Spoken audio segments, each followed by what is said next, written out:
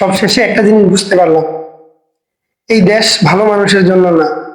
আপনি যদি চান যে আপনি সত্যের পথে থাকবেন, আপনি ন্যায়ের পথে থাকবেন, আপনি ইনসাফের পথে থাকবেন, তাহলে এই দেশ আপনার জন্য না। এই যে দুইটা শব্দ বললাম, ন্যায় এবং ইনসাফ, এগুলোর ওজন কেমন জানেন?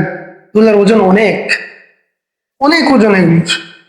এই শব্দগুলো শুধু কেবল আইনের বইয়ের মধ্যে কয়েকটা শব্দ কিংবা কয়েকটা বাক্য না, এগুলো হচ্ছে মানুষের মৌলিক অধিকার। আমরা শুধু কেবল মৌলিক অধিকার বলতে খাদ্য, বস্ত্র, বাসস্থান, শিক্ষা আর চিকিৎসা, এই পাঁচটাকেই বুঝি আর এই পাঁচটাকেই জানি। কিন্তু এর বাহিরেও একটা মানুষের জীবনে অনেকগুলো মৌলিক চাহিদা আছে। আমি আর আপনি কি আসলে সেই মৌলিক চাহিদাগুলো পূরণ করতে পারি? আমরা না শুধু নামমাত্র একটা স্বাধীন রাষ্ট্রে বসবাস করি। 1971 সালে পাকিস্তানি হানাদার বাহিনীদের থেকে আমরা মুক্তি পাইছি বটে, কিন্তু এরপরে কি হয়েছে? ভারতের আধিপত্য আমাদের উপর বিস্তার লাভ করছে। এই যে একের পর এক স্বাধীনতার জন্য, 24-এ এসে আবার স্বাধীনতার জন্য যুদ্ধ। স্বাধীনতা অর্জন করা যতটা না কষ্টের, কঠিন, স্বাধীনতা রক্ষা করাটা আরো বেশি কঠিন। ওই যে বললাম, আমরা শুধু নামমাত্র একটা স্বাধীন রাষ্ট্রে বসবাস করি।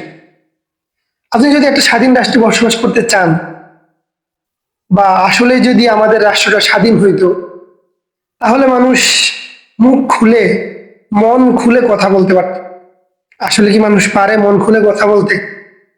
হায়না আর শকুনরা সর্বদা আমাদের উপর প্রভাব বিস্তার করে রাখছে। আপনি ভালো কাজ করবেন, সত্যের পক্ষে কথা বলবেন, যুক্তি দিয়ে কথা বলবেন, আপনার জীবনটা তখন মৃত্যুর মুখে পতিত হবে। আপনি দল মত নির্বিশেষে